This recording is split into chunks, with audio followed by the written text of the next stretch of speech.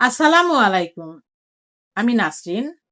আজকের আলোচ্য বিষয় হলো দাঁত ব্যথা। দাঁত মুখ গহ্বরে খাদ্য পেষণের মাধ্যমে পরিপাকে সাহায্য করে। কিন্তু বিভিন্ন কারণে আমাদের দাঁত ক্ষতিগ্রস্ত হয় এবং ব্যথা করে, যা খুবই কষ্টদায়ক। দাঁত ব্যথার প্রধান কারণগুলোর মধ্যে রয়েছে দাঁতের ক্ষয়, যেটি ব্যাকটেরিয়ার কারণে দাঁতের এনামেল ও ডেন্টিন ক্ষয় হয়ে গর্ত তৈরির মাধ্যমে হয়ে থাকে। আবার দাঁত ফেটে বা ভেঙে গেলে দাঁত ব্যথা হয়। অন্যতম গুরুত্বপূর্ণ কারণ হলো সময় মতো দাঁত ব্রাশ না করা। দিনে অন্তত 2 বার ব্রাশ করা উচিত।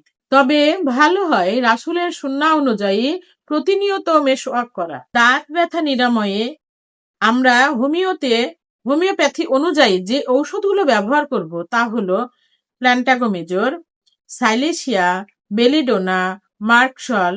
লক্ষণভেদে আরো কিছু ঔষধ আছে। ঔষধগুলো ব্যবহারের পূর্বে একজন বিশেষজ্ঞ চিকিৎসকের পরামর্শ নেওয়া ভালো। আজ এ পর্যন্তই।